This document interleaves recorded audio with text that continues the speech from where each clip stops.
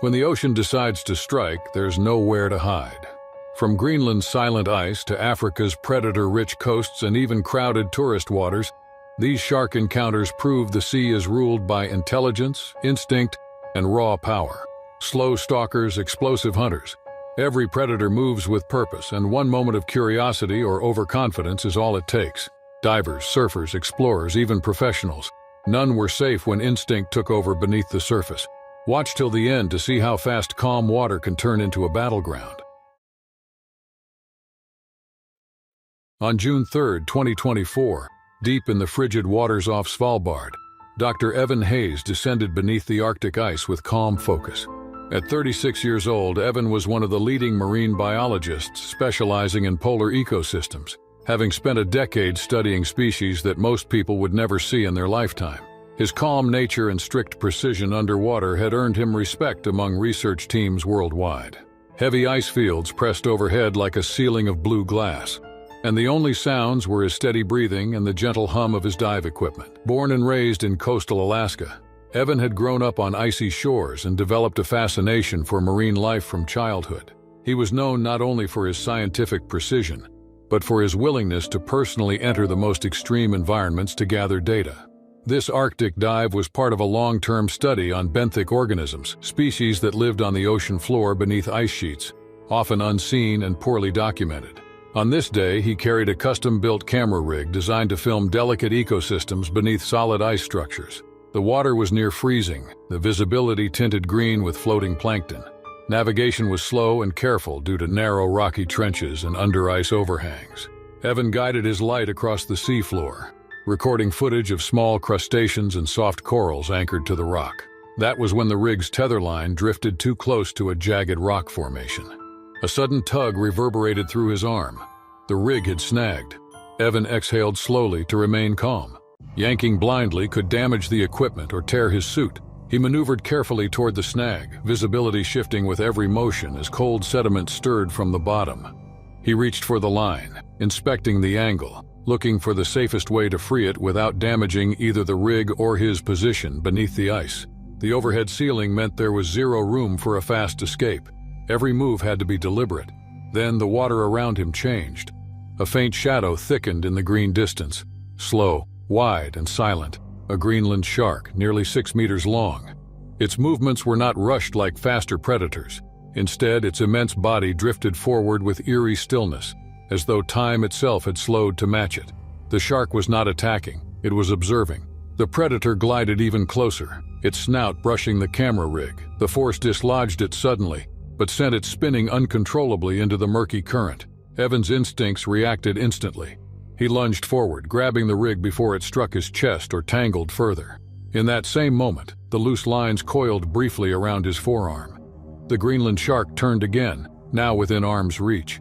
Its flank brushed the rock wall, then his fin. Evan could not afford a single mistake. The environment was calm, but one wrong motion could become lethal in seconds. The loose tether tightened slightly around Evan's forearm as the massive Greenland shark completed another slow pass, its pale eyes unblinking in the dim Arctic water. Its movements were unnervingly calm, almost methodical, a reminder that Greenland sharks were ancient predators built for endurance, not speed. The confined space beneath the ice meant any sudden motion from Evan could shift the balance instantly from observation to collision. He carefully rotated his arm to avoid tightening the lines further, all while keeping the camera rig secured against his chest. The shark drifted closer, its broad snout brushing the rocks again, each movement stirring subtle underwater currents that nudged Evan toward the jagged wall. He kept his breathing controlled, exhaling lightly to remain neutrally buoyant. The slightest panic at this depth could lead to tangled equipment or damaged gear. The shark's sheer mass created pressure waves that pressed against his body as it made one final inspection pass, nudging a plume of cold sediment upward in a ghostly wave. Only after several more slow, deliberate rotations did the predator finally turn toward open water, its silhouette fading into the distant green haze as silently as it had appeared. Evan remained motionless, waiting a full 30 seconds before attempting to free himself from the tether. His heartbeat pounded heavily inside his suit, but his movements stayed precise. He loosened the line, unwrapping it slowly from his forearm, careful not to snag it again on the sharp rock edge. Once cleared, he secured the camera rig under his arm and began a smooth ascent along the mapped return path, keeping his light close to the terrain to avoid drifting upward into unseen ice overhangs. The surface felt impossibly far away, but the practiced routine grounded his focus. His dive team monitored his ascent from above, unaware of the silent encounter that had taken place beneath the ice. When Evan finally broke the surface beside the boat and removed his regulator, cold air struck his face like a shock. Only then did the full weight of the moment settle into his mind. This had not been an attack, but it had been close enough to expose just how thin the line was between control and vulnerability in such extreme environments. Back on the vessel, he documented the encounter while the memory remained vivid. The shark had not acted aggressively. It investigated. But its immense size and the confined space meant that simple curiosity had nearly caused disaster. If his rig had dragged him just a few feet in the wrong direction, sharp coral and ice ridges could have torn his suit or damaged his breathing system. And if the shark had been startled by any rushed motion, the slow predator capable of living centuries could have transformed instantly into a force of crushing power. In the following weeks, safety protocols were updated for all sub-ice expeditions. Equipment tether lengths were shortened, and no diver was permitted to work alone near rock structures where line entanglement could occur. Evan continued his research, but with heightened awareness. The experience did not deter him. Instead, it reinforced the truth that even non-aggressive apex species, guided only by instinct and environment, could unintentionally place a diver moments from catastrophe. On December 8, 2020, Ethan Cross, a 31-year-old professional stuntman from California, arrived off the coast of Gansby, South Africa, for what was meant to be another high-intensity filming session. Ethan had spent over a decade working in the entertainment industry, specializing in extreme stunts and survival-based challenges. He was known for performing dangerous sequences without hesitation, often pushing physical limits in mountain ranges, high cliffs, and unpredictable coastlines around the world. His athletic background began in gymnastics and cliff diving, skills that later evolved into full-scale stunt work for documentaries and action productions. He had a reputation for completing almost any challenge safely, even under harsh or unstable conditions. His experience and confidence had earned him a strong following from viewers fascinated by real-risk survival content. That week, his team had traveled to South Africa to film a series focused on raw encounters with nature. Gansby, known for its dense great white shark population and seal activity, was selected to enhance the intensity of the challenge. Recent storms had scattered debris near the coastline, drawing in large groups of seals feeding on fish pushed inward by the rough currents. Water visibility was especially poor that morning, with cloudy surfaces that concealed depth changes and underwater silhouettes. Ethan and the crew were aware of the shark-heavy waters, but the focus was on performing a complex water entry stunt, meant to capture raw athletic precision. The plan was straightforward on paper. Ethan would leap from a moving support boat, execute mid-air flips, and resurface cleanly for close-range camera shots. Similar stunts had been successfully completed during previous filming in other locations. Ethan stood at the edge of the boat, breathing steadily. The chilly air mixed with the ocean's harsh scent as the camera operators positioned themselves. None of them noticed the sudden increase in surface ripples near the floating debris ahead. Ethan launched himself outward, flipping smoothly through open air in perfect form. But before he could prepare for his resurfacing posture, the water beneath him erupted violently. A massive 15-foot great white shark surged upward at extreme speed, drawn instantly by the sudden human splash and chaotic movement similar to injured prey. Its jaws clamped around his torso in a single overpowering strike before Ethan could react. The impact sent a shockwave of water across the surface.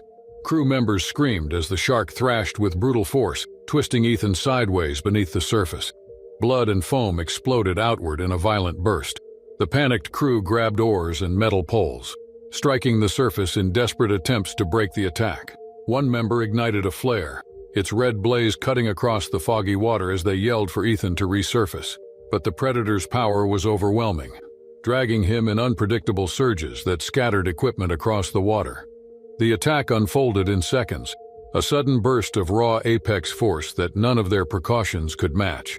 The flare's red glare flickered against the rough surface as the shark continued its violent thrashing beneath the waterline.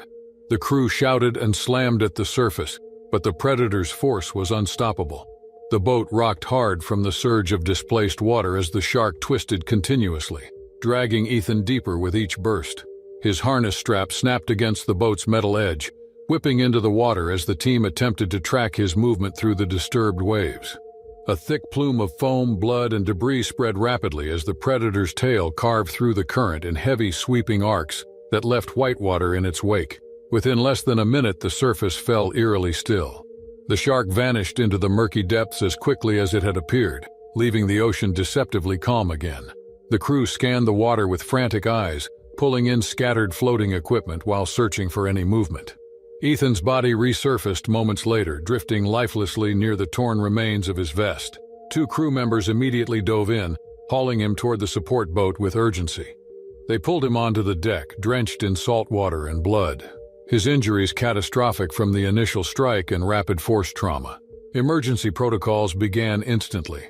Oxygen tanks were prepared and pressure was applied to control blood loss, but the severity of the damage left almost no time for a meaningful response. Despite rapid intervention attempts, Ethan's pulse had faded beyond recovery. His breathing had already stopped. The confirmation landed heavily across the silent boat as the reality struck. The attack had lasted under 30 seconds, too fast and too powerful for even professionals to intervene effectively. Authorities on shore were alerted immediately, and the support vessel sped back toward Gansbai Harbor at full throttle. Marine patrol units met the crew halfway, documenting conditions around the site and marking the coordinates for restricted access. Local environmental authorities noted that seal activity and storm-displaced fish had pulled several large predators unusually close to shore that week. Witness accounts confirmed that the attack was not provoked by direct engagement. It was a high-ambush predatory strike triggered purely by motion and environmental chaos. News of the tragedy spread quickly through both the professional stunt community and shark research circles. Ethan's reputation as a disciplined and experienced athlete made the incident especially impactful. Experts publicly reinforced warnings that even highly trained individuals are not immune to the raw unpredictability of apex predators in active feeding zones. Marine specialists emphasized that poor visibility, clustered prey animals, and high-energy surface movements create the perfect conditions for misidentification strikes. Ethan's family issued a statement expressing gratitude to the rescue team and crew who risked themselves in the emergency response. His colleagues described him as resilient, fearless, and completely devoted to pushing human potential. Always disciplined, never reckless. The production team suspended filming indefinitely, and local authorities temporarily restricted marine stunts in that area, pending further assessment of predator density. The location remained quiet in the following weeks, the surface calm once again. But for those present, the memory of how quickly the water turned from silent to catastrophic would never fade. It became another permanent reminder that in certain parts of the world, a few seconds in the wrong water at the wrong time is all it takes for nature to unleash its most unforgiving force. On August 19, 2025, the morning sun rose bright over the Florida coast, where 20-year-old Mia Thompson arrived early with her family for her very first surf lesson. She was a college student from Georgia who had always loved the ocean from the shore, but had never stepped far into it. Her parents had encouraged this beginner lesson as a confidence-building experience during their late summer vacation. Mia had spent the past year focused on studies and part-time work and rarely took risks, which made this small step toward surfing feel like a personal victory. She was athletic but cautious, more familiar with tennis courts than surfboards, yet excited to try something new before returning to campus in September. Her instructor, a seasoned local surfer who had taught countless first-timers, met her near the surf rental hut just after sunrise. The beach that day was already crowded. Families lined the sand, swimmers played close to shore, and dozens of beginner surfers gathered in knee-to-waist-deep water awaiting guidance. The conditions seemed ideal for beginners. Shallow, warm, calm, and full of harmless baitfish darting beneath the glassy surface. Lifeguard towers watched every corner of the shoreline, and Mia felt reassured by such a controlled environment. She practiced first on the sand, learning how to balance, paddle, and stand. The steps made sense on land. Once in the water, however, even the smallest wave sent the board shifting beneath her feet.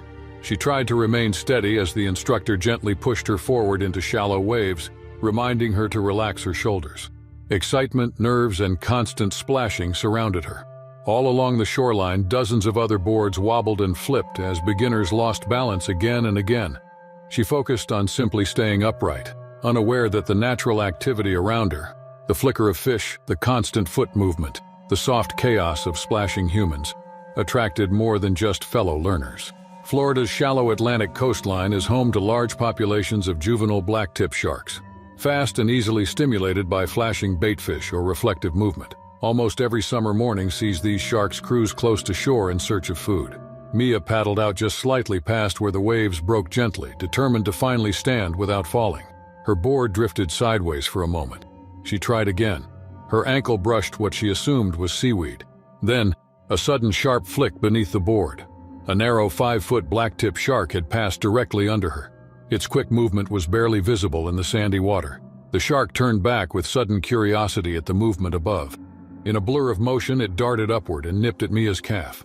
Its teeth grazed skin and sliced instantly. The contact was brief, not a full attack, but enough to leave a clean, shallow tear along her leg. Pain struck before understanding. Mia gasped and lost balance, tumbling off the board into the cloudy water as nearby students froze. Mia plunged beneath the surface in a rush of sandy water, disoriented and struggling to understand what had just happened. A burst of pain radiated up her leg as she instinctively kicked upward, desperate to find her board again. The instructor reacted instantly, pulling her board under his arm and pushing it toward her as she surfaced. Nearby, beginners froze, unsure of what they were seeing. The shark had already vanished, its brief nip typical of blacktip behavior, fast, curious, and gone within seconds. But the sting of real injury was unmistakable. As Mia clung to the board, bright red streaks swirled faintly around her calf, quickly dissolving into the shallow water. The instructor signaled urgently toward the lifeguard tower, and 2 other surf assistants began guiding the nearby students back toward the sand. Mia used the board to glide toward shore while the instructor supported her from behind, keeping her leg elevated. The pain had intensified, but panic had not set in. The shock muted her fear, replaced by confusion and adrenaline. Once they reached the shoreline, lifeguards stepped in immediately, leading her to a first aid station just meters from the water. A small crowd watched from a distance, unsure if what had happened was serious or not. Her calf was bleeding steadily, but the cut remained shallow, clean, and free of muscle damage. Clear signs of a blacktip's exploratory nip rather than a predatory strike. Mia breathed heavily, still processing the suddenness of it all as antiseptic burned against the wound. Her instructor stayed nearby, explaining calmly that these incidents, while frightening, often ended just like this. Quick contact, reactive injury, and retreat. The shark had likely mistaken the movement of her legs for a small fish or distressed prey, a common behavior in these shallow feeding zones. Blacktip sharks are responsible for many minor bites in Florida each year, rarely fatal but always jarring for those involved. Her parents approached the station with worried faces, but relief replaced fear when they saw her conscious, alert, and responsive. She was bandaged carefully, advised to receive a few precautionary stitches at a nearby clinic to ensure proper healing. Despite the bleeding and the shock, Mia had not lost much blood and remained fully stable. More than pain, embarrassment, and disbelief sank in now. Her first lesson in surfing had ended not with a fall, but with a shark bite. The incident prompted beach officials to raise temporary caution flags, instructing swimmers to stay closer to shore while patrols scanned the water. Within minutes, activity resumed in carefully monitored zones as lifeguards assured beachgoers it had been a minor nip, not a predatory attack. Such occurrences were familiar to this coastline, frequent enough to be understood, rare enough to remain startling. Mia sat quietly as her leg was wrapped, her heartbeat finally slowing. She had entered the water expecting balance, challenges, and awkward falls, not an encounter with a wild predator. The ocean had reminded her and everyone watching that even a harmless-looking shallow shoreline can host sudden, unexpected realities. She left the beach that day with stitches, not scars of trauma, but with a deeper understanding of the coastline, of movement, and of the fragile line between peaceful recreation and raw ocean instinct. On October 5, 2022, Amara Nkosi paddled her bright yellow kayak along the northern Mozambique coast. She was 25 years old, born and raised in Maputo. known for her calm nature and deep love for ocean life. After completing a degree in environmental studies, she began documenting endangered coastal ecosystems to support conservation efforts. She was disciplined, experienced in shallow water photography, and had explored many coral channels before, always respectful of marine life. That morning, she and her close friend Layla launched their kayaks just after sunrise, hoping to capture soft light over the reef edges that lay hidden beneath the tide. Days prior, heavy tropical rains had stirred the shoreline. The normally turquoise water had turned cloudy and brownish, carrying sand and organic debris from the river mouths. Small fish moved inland toward the calmer water near the beaches, feeding on drifting plankton. Amara knew the conditions were unusual, but believed the shallows would be safe enough. She preferred remote locations where few tourists came, and this stretch of coast was quiet, lined with mangroves and long sandbanks that warped with each tide. She carried her waterproof camera bag tied securely in front of her. Layla paddled a short distance behind, guiding her kayak slowly between sand ridges barely a meter underwater. The air was humid. The sea surface looked calm at first glance, but beneath, clouded water made it impossible to see more than a few feet down. Light shafts broke through only in faint patches. Amara paused to adjust her position near a long, narrow sandbank, where schools of baitfish flickered near the edge, rippling the surface gently. She dipped her paddle lightly to maintain balance as she leaned forward to unclip her camera. Her kayak rocked softly in the moving current. Behind her, Layla noticed stronger fish activity closer to the far channel, hundreds of small, silver flashes breaking the surface.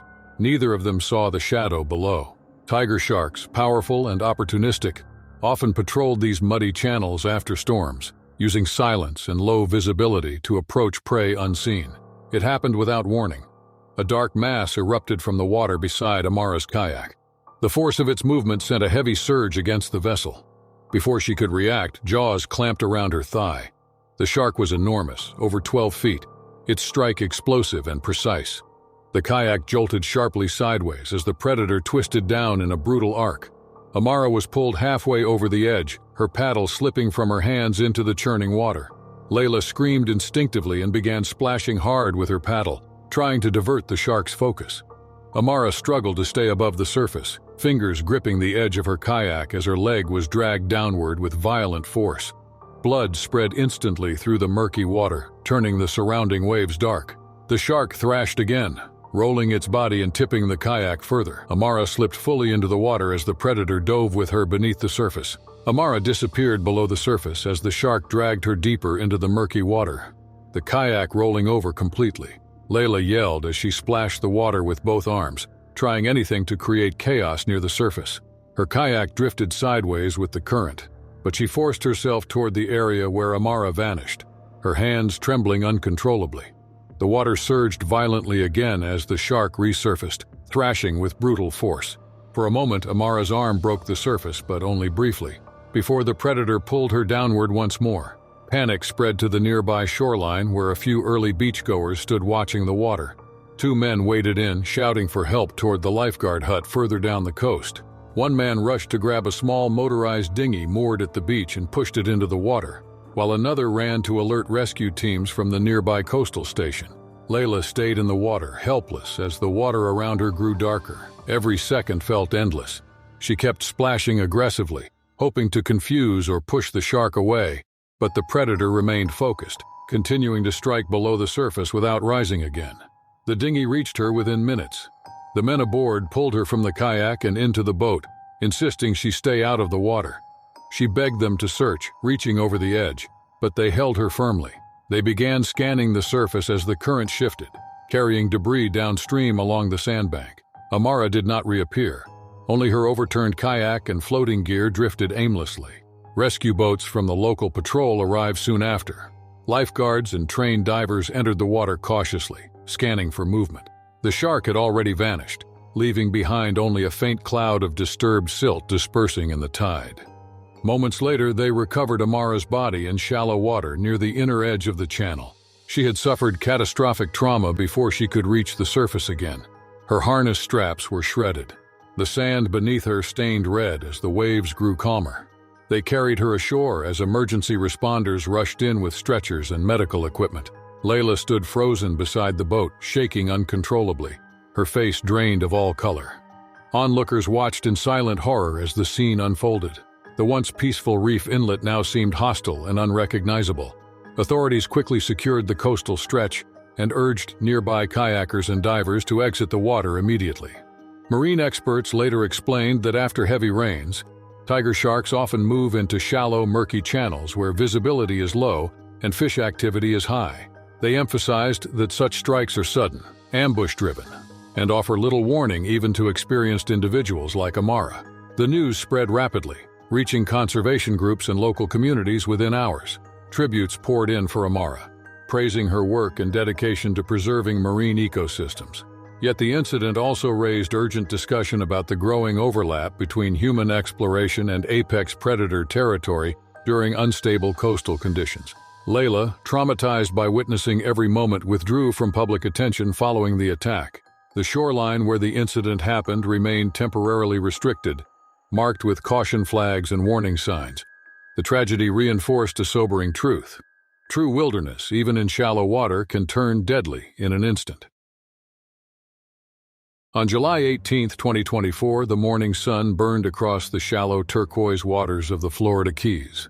As 34-year-old David Harris leaned casually against the railing of a small recreational boat. David was a Florida native, well known among friends for his love of marine life. He worked as a fitness trainer in Miami and often spent weekends exploring coastlines. Fascinated by wildlife documentaries and convinced he had a calm energy that animals could sense. Though he had swum with harmless reef fish and turtles many times before, he had no formal training in shark behavior. Only confidence built from lucky experiences. On this calm summer day, the tide was low, and the water so clear that every movement below the surface shimmered like glass. David was joined by 3 friends, weekend explorers like him, who had rented the modest center console boat to drift quietly near a stretch of mangroves. Local fishermen had been chumming the water earlier, drawing in baitfish that now flickered just beneath the surface in tight silver schools. The group soon noticed dark shadows cruising in slow, calculated circles beneath the boat. Bull sharks. These were not small reef species.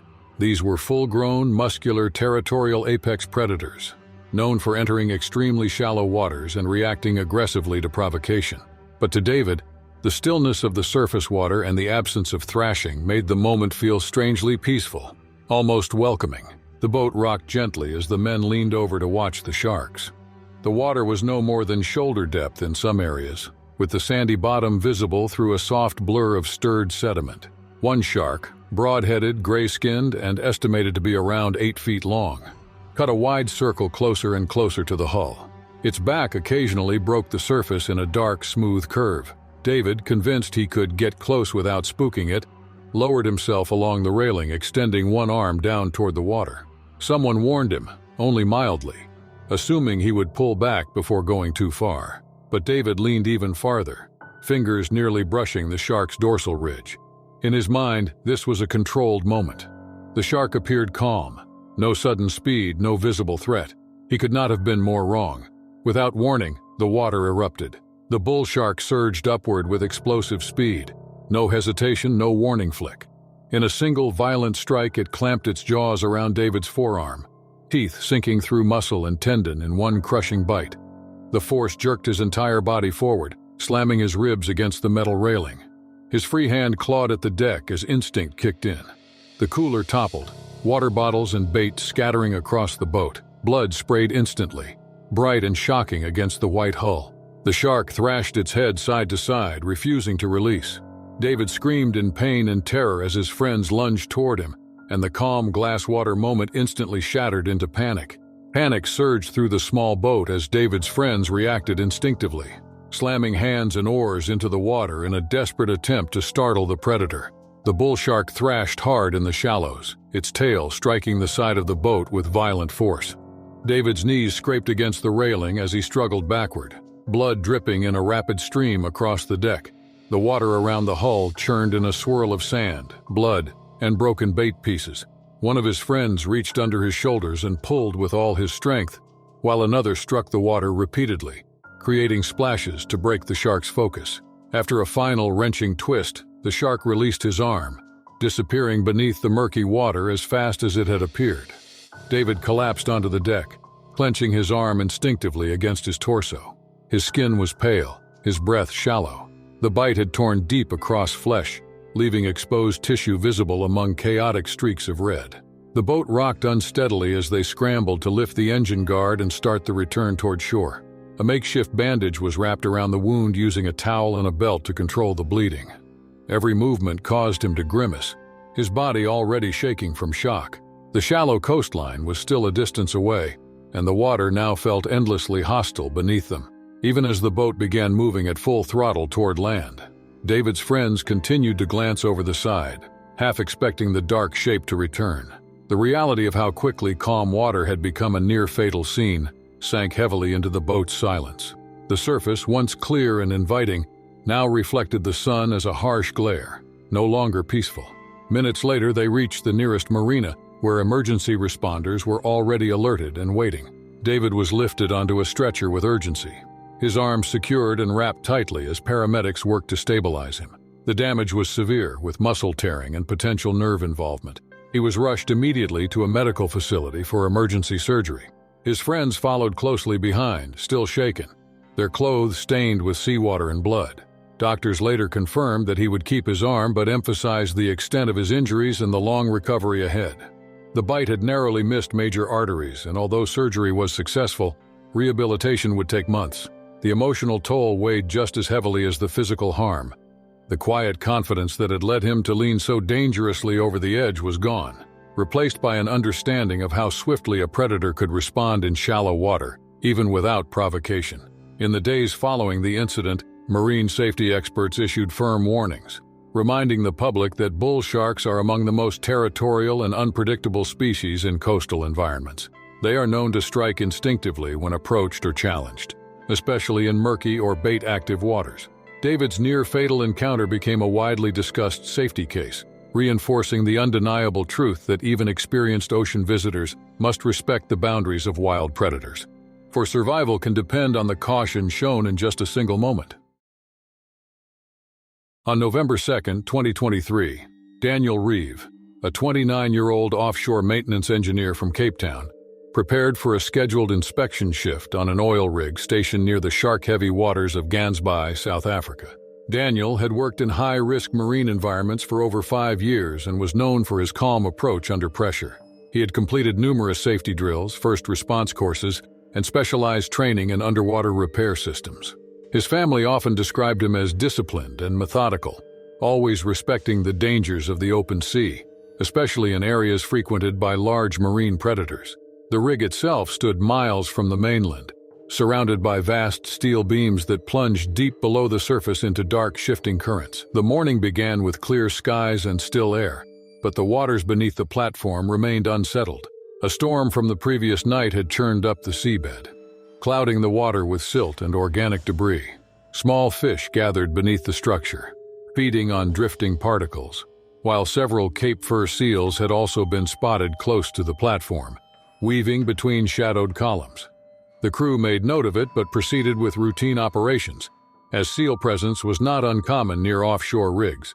Daniel was assigned to assess a submerged pipeline segment located just beneath the lower maintenance deck. He secured himself to the tethered safety harness while lying flat against the grated platform, peering down to visually confirm its position before preparing tools for the inspection. The rig's lower deck hung just above the surface, where swells slapped rhythmically against rusted steel. From above, everything appeared normal and undisturbed. There were no signs of danger in the water, only dull gray shifting beneath the platform structure. As Daniel leaned further over the edge, reaching out to realign a cable, the water directly under him shifted with sudden force. In one violent instant, an immense shape surged upward from the depths.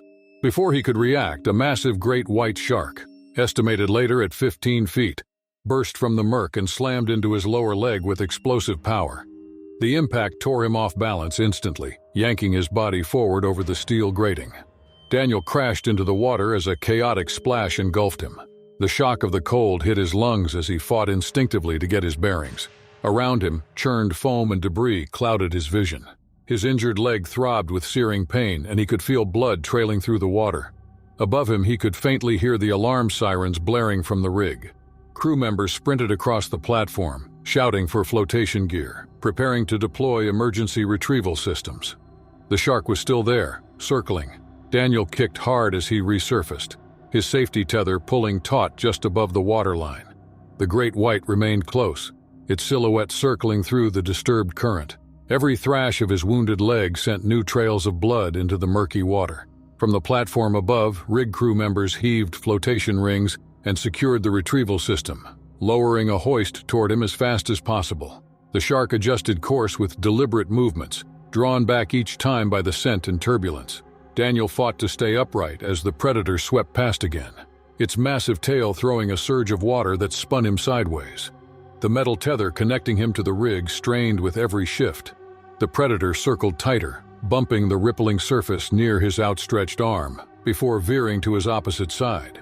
Every second felt stretched beyond time as he tried not to thrash too violently, knowing sudden movement would invite another strike.